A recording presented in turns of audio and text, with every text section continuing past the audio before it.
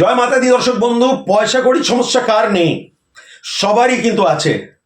কিন্তু যেমন যেমন যুগ চলছে তেমন তেমন টোটকাগুলো একটু জোরদার হয়ে যাচ্ছে।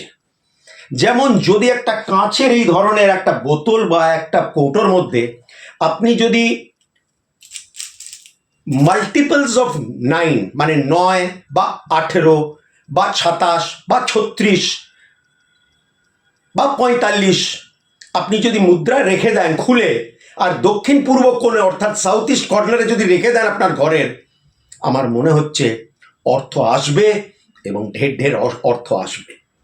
তার প্রমাণ এটাই যে আমি আমার ঘরের দক্ষিণ পূর্ব কোণে আমি 630, তো 6 + 3 9, 630 মুদ্রা রেখেছি এবং সাউথ ইস্টে রেখেছি এবং আমি তাতে ফল পেয়েছি।